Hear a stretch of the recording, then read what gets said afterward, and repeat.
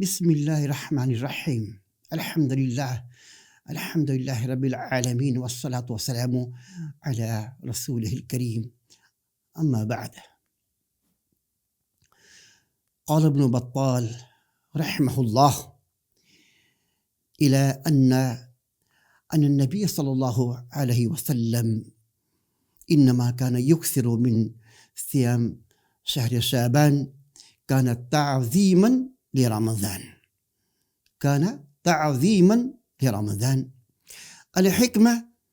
الحكمة في إكثار النبي صلى الله عليه وسلم من صيام شعبان.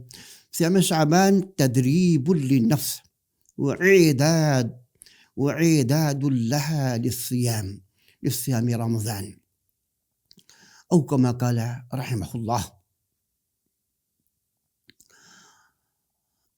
عن أم سلمة رضي الله عنها قالت: سألت أم المؤمنين عائشة الصديقة رضي الله عنها عن صيام النبي صلى الله عليه وسلم، فقالت: كان يصوم حتى نقول قد صام، وقد يفطر حتى نقول قد أفطر، ولم أرى صائما من شهر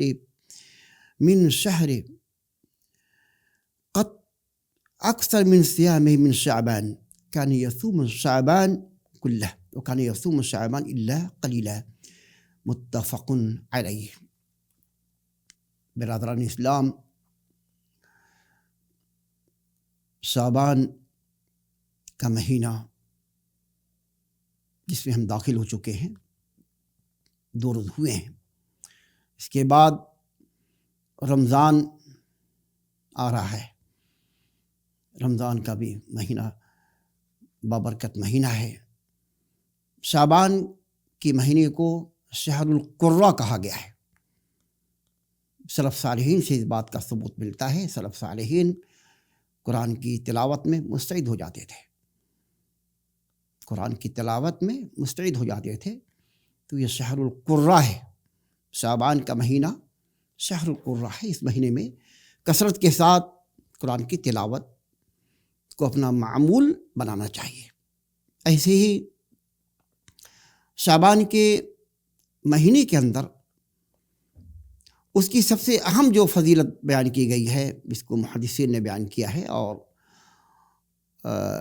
ابو داؤد اور ترمذی اور علامہ البانی نے اس حدیث کو صحیح قرار دیا ہے کہ یہ مہینہ جس سے لوگ غافل ہیں۔ شعبان کا مہینہ، یہ وہ مہینہ جس سے لوگ غافل ہیں، یہ وہ مہینہ ہے جس مہینے کے اندر اعمال صالحہ اللہ کے یہاں پہنچائے جاتے ہیں۔ اس مہینہ جو ہے اس سے لوگ غافل ہیں۔ یہ وہ مہینہ ہے انما الاعمال ترفع فیہ شہر شعبان۔ رسول اللہ صلی اللہ علیہ وسلم فرماتے کہ یہ شعبان کا مہینہ وہ مہینہ ہے جس سے لوگ غافل ہیں۔ اس مہینے کے اندر بندوں کے نام اعمال اللہ کے یہاں پیش ہوتے ہیں۔ میری تمنا ہے، میری خواہش ہے کہ میرا عمل اللہ کے پاس جائے اس حالت میں کہ میں روزے سے ہوں۔ رسول اللہ صلی اللہ علیہ وسلم اس مہینے کے اندر، شعبان کے مہینے میں، کثرت سے روزہ رکھنے کا اہتمام کرتے تھے، جیسا کہ احادیث سے، بخاری اور مسلم اور بھی احادیث سے اس بات کا ثبوت ملتا ہے کہ کثرت کے ساتھ اس مہینے میں رسول اللہ صلی اللہ علیہ وسلم روزہ رکھنے کا اہتمام کرتے تھے۔ قال ابن بطال کا یہ قول بھی نقل ہے، محدثین نے نقل کیا ہے۔ ابن بطال بہت بڑے محدث گزرے ہیں۔ انہوں نے کہا کہ نبی کریم صلی اللہ علیہ وسلم کثرت کے ساتھ شعبان کے مہینے میں روزہ کیوں رکھتے تھے، کیا وجہ ہے؟ اس کی وجہ بیان کی ہے ابن بطال رحمہ اللہ نے کہ کثرت کے ساتھ انما کان یکثر من صیام شہر شعبان، کہ بے شک ان نبی صلی اللہ علیہ وسلم، بے شک رسول اللہ صلی اللہ علیہ وسلم کثرت کے ساتھ شعبان کے مہینے میں روزہ رکھتے تھے۔ کیا وجہ ہے؟ لکھ رہے ہیں کہ کان تعظیما لرمضان، رمضان کی تعظیم میں، کہ رمضان کی تیاری کی جائے، روزہ رکھ کر کے اس کا استقبال کیا جائے، مستعد ہو جائے، آدمی جو ہے مستعد ہو جائے.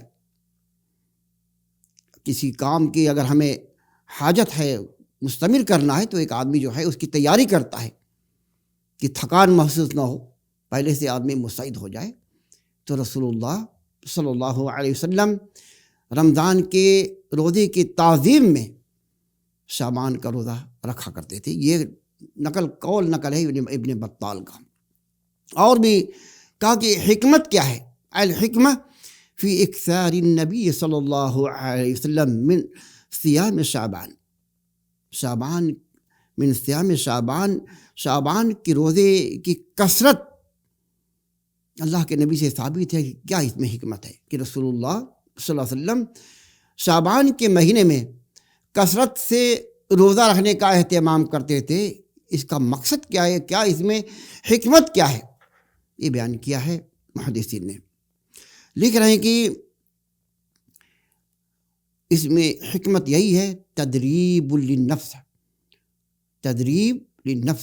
روح کی تیاری، مستعد تیار ہو جائے، اور اعداد اللہ للصیام، اعداد اللہ رمضان کی روزے کی تیاری اور نفس کی تدریب، روح کی تدریب اور رمضان کے روزے کی تیاری کے لیے رسول اللہ صلی اللہ علیہ وسلم کثرت سے روزہ رکھا کرتے تھے. اور یہ بھی مقصد ہے کہ یہ روزہ شعبان کے مہینے میں اعمال صالحہ اللہ کے پاس پہنچتے ہیں تو لوگ غافل نہ ہوں. ہمیں تنبیہ لوگوں کو بتانا بھی چاہیے، لوگ اگر غافل ہیں ان کو آگاہ کرنا چاہیے کہ شعبان کے مہینے سے کیوں غافل ہیں. اس شعبان کا مہینہ اور جو ہے بدعات و خرافات کا، یا مردوں کی روح، مردوں کی جو ہے یہ خوشی کا یہ مہینہ نہیں ہے کہ مردوں کو جہنم سے آزادی مل جاتی ہے. ایسا اس کا کوئی تعلق نہیں ہے.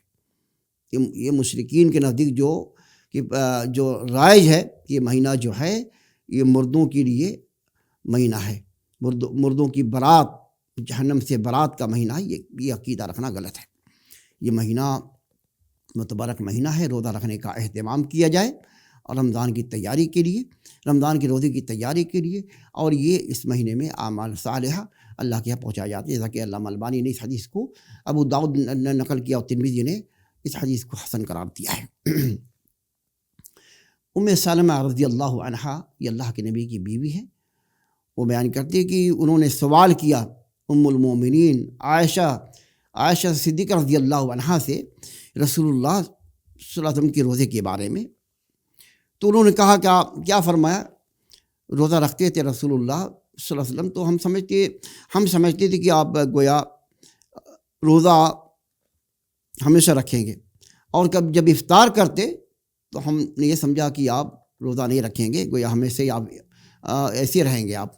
تو یہ گویا کہ آپ ہمیشہ رکھتے تھے کہ آپ سمجھ جاتی تھی کہ اللہ کے نبی ہمیشہ روزہ رکھیں گے، اور آپ جو ہیں کبھی نہیں رکھتے تو انہوں نے یہ گمان کر لیا، سمجھ لیا کہ گویا آپ روزہ نہیں رکھیں گے. اور لم ارى صائما من شہر قط اکثر من صیامہ من شعبان، کہ رسول اللہ صلی اللہ علیہ وسلم کسی مہینے میں نہیں دیکھا کہ زیادہ روزہ رکھتے ہوں، لیکن شعبان کے مہینے میں، رمضان کے علاوہ شعبان کے مہینے میں کثرت سے روزہ رکھتے تھے. شعبان کے مہینے میں اللہ کے نبی بہت زیادہ روزہ رکھتے تھے. یہاں تک کہ یصوم شعبان کلہ، یہاں تک کہ پورا شعبان، یہ روایت یہ نقل کیا کہ پورا شعبان روزہ رکھتے تھے، اور بعض اور حدیثوں میں کہ تھوڑا رکھتے تھے.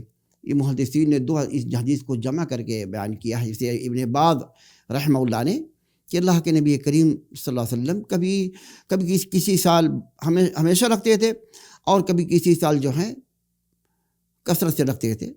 تو یہ تطبیق کی ہے محدثین نے کہ ہمیشہ رکھتے تھے اللہ کے نبی، یعنی کسی سال زیادہ رکھا، کسی سال اپنے شعبان کے مہینے میں روزہ کم رکھا.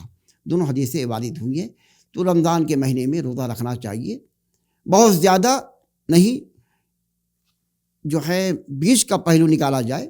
یہ اللہ کے نبی کی یہ سنت ہے. یعنی بہت رکھا آپ نے، کسی سال آپ نے پورے شعبان روزہ رکھا، اور کسی سال آپ نے تھوڑا دن روزہ رکھا، شعبان کے تھوڑے دن.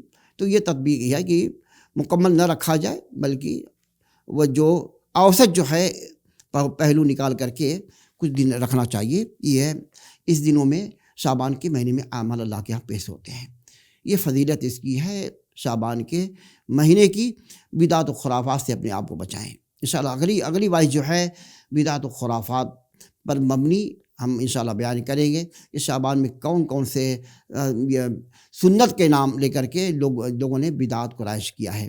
بدعت کی اگر کوئی پیروی کرتا ہے، کوئی رائج کرتا ہے، وہ مجرم ہے، وہ شیطان کا بھائی ہے، اور بدعت کرنے والا مردود ہوگا۔